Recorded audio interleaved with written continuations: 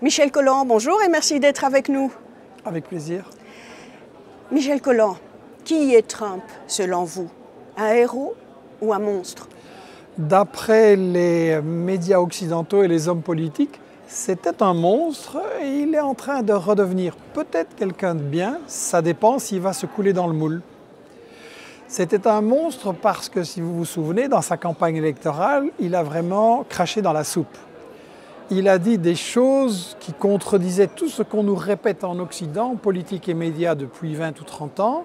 Il a dit que la globalisation, ça profitait à quelques-uns, mais qu'en réalité, c'était une catastrophe et pour les travailleurs et pour les petites entreprises dans son pays. C'est vrai. Il a dit qu'on avait eu tort de faire la guerre contre l'Irak, la Yougoslavie, la Libye, la Syrie et que ça provoquait des catastrophes. C'est vrai. Il a dit que les médias faisaient partie du système, je pense aux grands médias des États-Unis, et qu'il ne fallait pas leur faire confiance. Toutes ces choses-là, nous les disons depuis 20 ans et nous sommes ostracisés, blacklistés, diabolisés. Donc il a craché dans la soupe, quelque part c'est utile. Après, quel est son véritable programme, ça... C'est la question suivante que j'allais vous poser. Quelle est sa vision du monde? Alors, contrairement à ce qu'on a dit, c'est pas quelqu'un qui improvise, qui est incompétent, qui n'a pas de vision. Il y a une vision, simplement elle est différente de celle de Obama, Clinton et de tous les présidents des États-Unis depuis très longtemps. La vision, c'est que justement la globalisation qui était censée, comme disait Kissinger, profiter aux États-Unis, leur permettre de garder leur hégémonie, leur domination mondiale, s'est retournée contre les États-Unis. Pourquoi ? Parce que les Chinois ont utilisé la même arme du libre-échange, du libre-commerce, pour gagner la bataille. Et donc, les États-Unis, ça n'a pas commencé avec les Chinois, ils étaient déjà en déclin depuis les années 70-80, avec les Japonais qui ont commencé à liquider toute une série de secteurs de l'industrie des États-Unis. Et les États-Unis s'en sont sortis en délocalisant des entreprises, en les mettant dans des endroits où on ne payait pratiquement pas les gens, comme ça, ils étaient très compétitifs. Le problème, c'est que ça a complètement affaibli l'économie des États-Unis. Michael Moore l'a montré dans son film Roger and Me sur la destruction de General Motors, des usines, de tout le tissu industriel. Donc vous avez aux États-Unis des régions entières où les gens tombent dans la misère à cause de la politique favorable aux banques et aux sociétés multinationales de Obama et de Clinton. Et donc Trump est arrivé avec le discours « moi je vais vous défendre, moi je vais vous redonner de l'emploi », ce qui n'arrivera pas évidemment, parce que les lois de l'économie, ce n'est pas un président des États-Unis qui les décide, ce sont des lois qui ont un fonctionnement automatique, je vais dire, il y a sa propre logique, et un patron de multinationale ne va pas dire « ah oui monsieur le président, maintenant je vais faire le contraire de ce que j'ai fait jusque maintenant ». Alors finalement, il n'est ni illisible, ni imprévisible? Il a des inspirations. Ce ne sont pas les inspirations classiques, notamment de M. Brzezinski, qui disait qu'il faut attaquer la Russie et la Chine, c'est la clé pour garder la domination des États-Unis sur le monde. Et il disait la clé, c'est l'Eurasie, Europe, Asie, c'est là que sont les richesses, c'est là qu'est la population, c'est là qu'est l'avenir de l'économie mondiale. Brzezinski le disait il y a 20 ans, maintenant on le voit. La Chine est en train vraiment de rattraper le terrain et de commencer à dominer l'économie mondiale.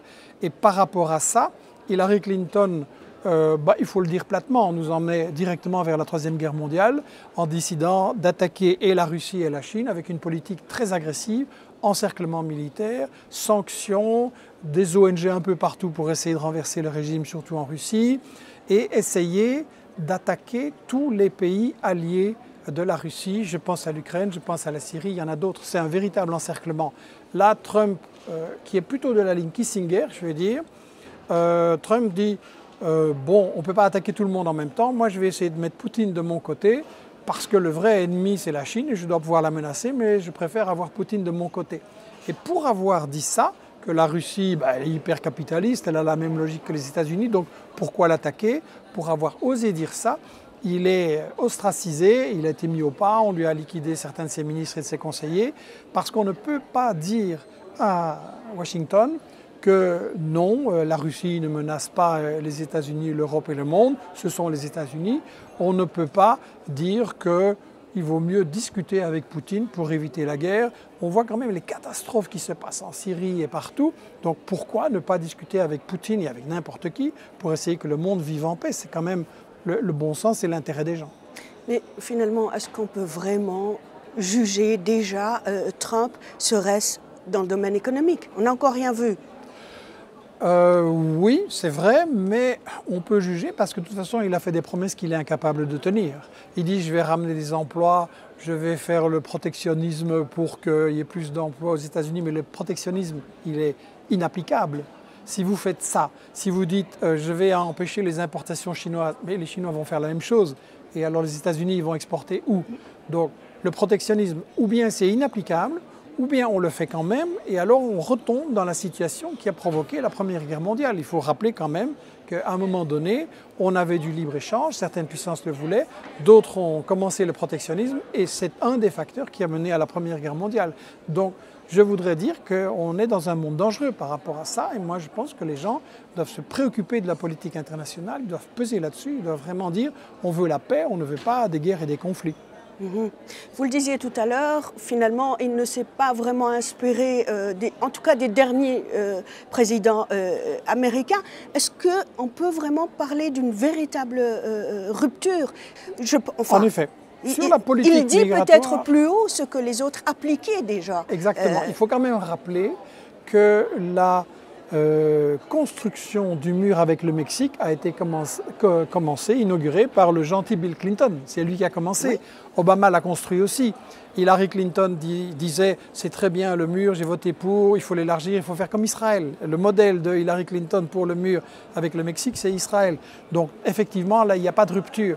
Sur la politique envers les pays musulmans, je ne vais pas vous expliquer comment les Arabes et les musulmans sont démonisés, diabolisés aux États-Unis depuis George Bush, comment on essaye de faire paniquer les citoyens à l'idée que les Arabes et les musulmans complotent contre leur sécurité.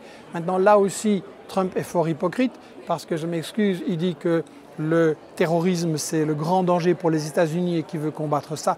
Et tant mieux qu'ils disent qu'effectivement, il faut arrêter de soutenir Daesh. Mais quand il va à Riyad et qu'il fait du business avec les Saoudiens, qui sont le principal organisateur et sponsor du terrorisme depuis des dizaines d'années, là, Trump est complètement hypocrite. Ça veut dire qu'il n'a pas finalement une stratégie, il travaille à tâtons? Je ne dirais pas ça. Je pense que, un, c'est un homme d'affaires, il essaye de faire du business, y compris pour lui-même. Deux, vous devez distinguer ce que Trump pense, ce qu'il dit, ce qu'il va faire. Je crois qu'il faut distinguer quatre choses. Un, qu'est-ce que Trump a dit pendant la campagne électorale pour se faire élire? Deux, ce qu'il pense lui-même. Ce n'est pas la même chose. Trois, ce qu'on pense dans son administration, composée de courants divers et qui ne s'aiment pas. Et quatre, qu'est-ce que l'élite des États-Unis, je pense aux multinationales, je pense à la CIA, je pense aux grands médias, qu'est-ce que cette élite va lui laisser faire? Et actuellement, il est clair qu'il y a une bagarre. Comme je le disais au début, il a craché dans la soupe et ça, on ne veut pas. À Washington, on veut absolument qu'il soit très hostile contre la Russie. C'est bon pour les industries de l'armement, c'est bon pour toute une série de business qui ont besoin d'une agressivité et éventuellement d'une guerre contre la Russie. Donc Trump, c'est vrai qu'il faut voir comment ça va se passer, mais en fait c'est une lutte entre l'élite et les vrais décideurs et un président. Moi, vous savez, je l'ai toujours dit dans un livre déjà il y a quelques années, le président des États-Unis, c'est un employé. On s'imagine que c'est l'homme le plus puissant du monde qui fait tout ce qu'il veut. Non. Et le cas de Trump le voit bien, il a été ramené dans le rang. S'il n'est pas ramené dans le rang, il va être destitué.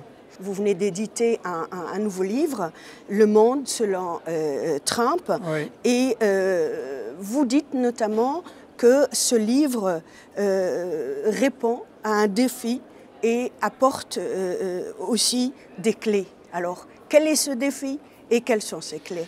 Le défi, c'est de comprendre ce qui se passe aux États-Unis, dans la relation États-Unis-Europe et aussi Russie-Chine, parce que sincèrement, les médias dominants ne l'expliquent pas. On parle de son caractère, on met en avant des détails. Et le fond du problème, qui est les États-Unis sont dans une crise économique profonde. Ils sont également dans une crise de leur stratégie pour dominer le monde qui a échoué. Ils sont confrontés à la Chine, ils sont confrontés à la montée des volontés d'indépendance partout dans le monde. Ça n'est pas expliqué dans les médias. Donc c'est le défi de ce bouquin. Les éditions Investigation ont comme objectif d'apporter des livres qui permettent aux gens, dans un vocabulaire, dans un langage extrêmement simple, parce que je maintiens que ces problèmes ne sont pas compliqués, d'apporter les clés pour comprendre ce qui va se passer. Et comme je le disais, c'est très important parce que nous devons peser contre les va-t-en-guerre, nous devons peser pour l'avènement d'un monde multipolaire où il n'y aura plus un gendarme qui va terroriser et décider il faut mettre tel pouvoir là et là dans tel et tel pays. Moi, je suis totalement contre ça. Je pense que chaque pays doit pouvoir décider de son destin. Le gendarme mondial, c'est fini. Et je pense qu'il faut vraiment peser pour qu'il y ait la reconstruction d'un mouvement anti-guerre. Vous savez, dans les années 60-70, on a eu un mouvement international en Europe et partout qui s'est développé pour la solidarité avec le Vietnam. Ça a puissamment aidé la résistance, ça a obligé les États-Unis à rentrer à la maison. Ensuite, quand les États-Unis ont attaqué Bush, il y a eu des manifestations avec des millions de gens dans le monde entier. Malheureusement, ça a échoué, mais ça montre que les gens veulent la paix et qu'ils doivent se méfier des intérêts de l'élite. Par rapport au monde arabo-musulman, qu'il s'agisse d'un seul gendarme, en l'occurrence les États-Unis, ou un monde bipolaire avec la Russie pour contrebalancer, est-ce qu'il ne faut pas dire que ça ne servirait à rien pour ces pays-là, hein, parce que la Russie n'est pas pour autant pro-musulmane ou pro-arabe? Mais la question ici n'est pas de savoir si on approuve tout ce qui se passe et ce qui se dit en Russie. Je suis pour un monde multipolaire, je vais vous dire pourquoi. Parce que si vous avez une puissance qui domine le monde et qui peut décider qu'est-ce qui va être fait par les pays, les puissances moyennes et faibles, c'est vraiment très intimidant. Ces pays ne sont pas libres de choisir leur destin. Je pense à l'Amérique latine où vous avez le Venezuela, vous avez la Bolivie, l'Équateur, le Nicaragua, toute une série de pays qui essayent de suivre leur propre voie. En Afrique aussi, il y a des pays qui veulent se libérer. Il est bon pour ces pays-là qu'il n'y ait pas un seul partenaire obligatoire qui les tient en main et qu'ils puissent s'adresser à des alternatives. Le commerce avec la Chine, par exemple, est plus équitable et plus correct pour beaucoup de pays du Sud que ce que les États-Unis ou les multinationales européennes veulent imposer. Donc si, moi je pense qu'un monde multipolaire, ce n'est pas idéal, beaucoup de problèmes restent à résoudre, mais justement, ça donnera plus d'espace au peuple pour décider comment ils veulent résoudre ces problèmes-là. Au peuple et au peuple musulman singulièrement, comment expliquez-vous la haine obsessionnelle de Trump par rapport aux musulmans? Il y a aux États-Unis un courant profond et puissant de racisme. Il faut quand même rappeler le Ku Klux Klan, l'assassinat de Martin Luther King, l'islamophobie, c'est assez fondamental. Michael Moore a montré dans un autre film, Bowling for Columbine, comment aux États-Unis, Bush et les médias avaient vraiment surfé sur la peur. Il fallait insuffler la panique envers les musulmans. Vous savez, quand vous avez un pouvoir qui promet le bien-être aux gens et leur apporte la pauvreté, il faut bien trouver un bouc émissaire, il faut bien diviser. Alors c'est les Mexicains, c'est les Noirs et c'est les musulmans. Et donc les musulmans, ça a un avantage en plus, c'est que comme on fait à tout bout de champ des guerres et des agressions, des coups d'État au Moyen-Orient, il faut dépeindre effectivement les musulmans comme des gens dangereux, dont il faut se méfier, à qui il va falloir serrer la vis. Donc Trump, il est à fond là-dedans. Le courant qu'il a porté, la droite du Parti républicain, mais cette extrême droite aussi qui existe aux États-Unis, c'est un courant profondément raciste.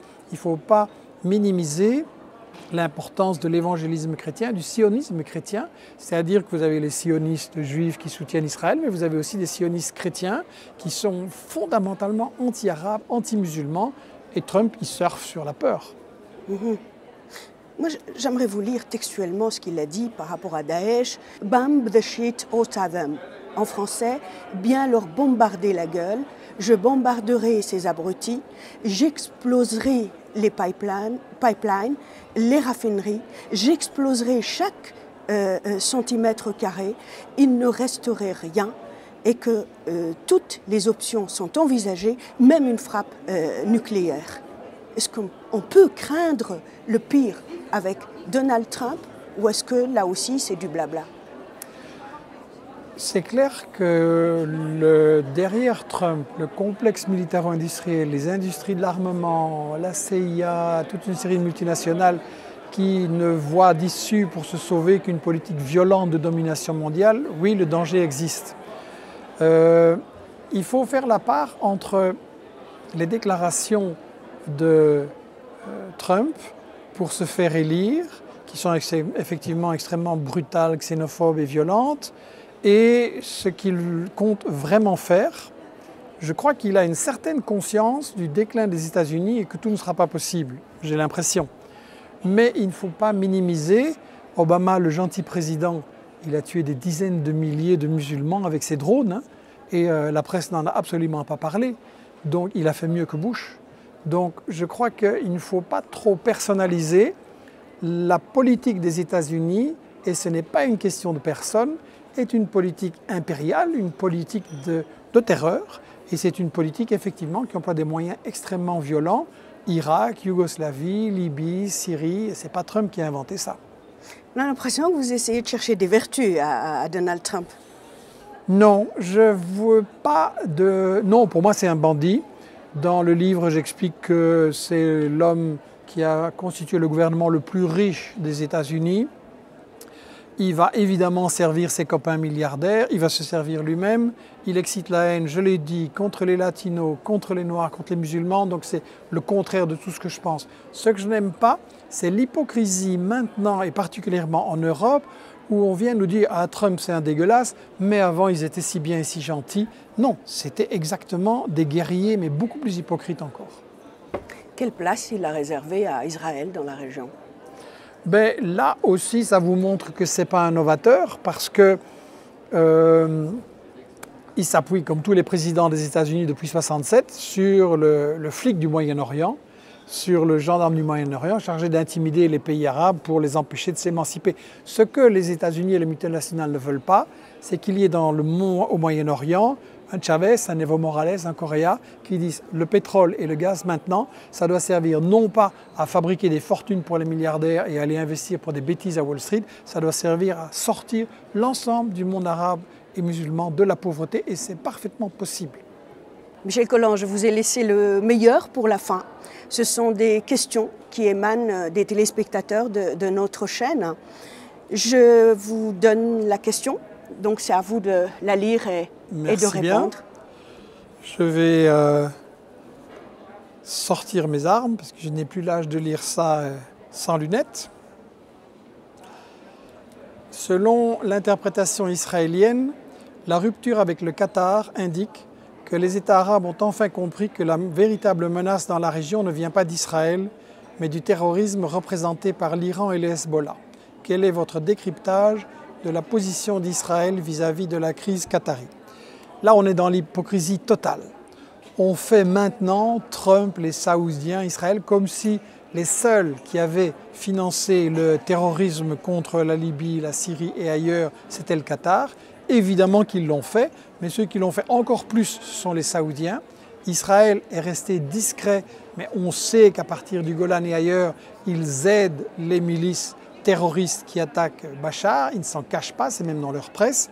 Et l'hypocrisie, elle vise aussi les États-Unis et la France. Il faut quand même rappeler que Fabius a déclaré, pas lui-même que Al-Nosra faisait du bon boulot, mais que tous ses copains pensaient qu'Al-Nosra faisait du bon boulot, et il a développé un message où les gens comprenaient très bien que Al-Qaïda, finalement, c'était bien utile. Les États-Unis, je rappelle dans mon livre « Charlie, je suis ou je ne suis pas Charlie », que c'est les États-Unis qui ont financé Ben Laden en Afghanistan, Al-Qaïda en Bosnie, au Kosovo, dans le Caucase et par la suite en Libye et en Syrie, et puis Daesh, que les experts des États-Unis reconnaissent eux-mêmes que le terrorisme islamiste a été fabriqué, financé, entraîné au départ par les États-Unis. Donc on est dans l'hypocrisie totale. Ce qui est intéressant dans le conflit entre les Saoudiens et les Qatars, c'est que justement, comme je disais, les États-Unis se sont affaiblis et tout le monde au Moyen-Orient est en train de regarder. Le roi n'est plus aussi fort. Est-ce que j'ai des alternatives? Est-ce que je dois faire d'autres alliances? La Turquie se tourne vers Moscou. Le Qatar dit qu'il ne faut pas aller trop fort avec l'Iran. Et là, je crois qu'on est dans une recomposition du Moyen-Orient. Trump essaye de garder le contrôle, mais l'histoire que seul le Qatar est responsable du terrorisme, ça c'est de l'hypocrisie totale. La deuxième question aussi, oui. D'un autre téléspectateur. La voici. Merci.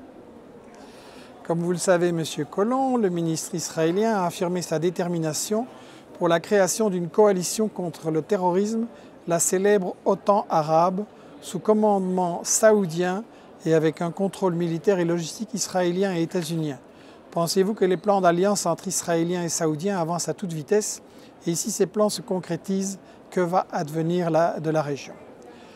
C'est effectivement le prolongement de ce qu'on vient de voir. Et Israël cache de moins en moins son alliance avec les Saouds. C'est quelque chose que nous disons depuis longtemps, que les Saouds sont les alliés d'Israël. Il y a eu une grande hypocrisie où ils faisaient semblant qu'ils défendaient la cause des Palestiniens. Et là, c'est une leçon importante.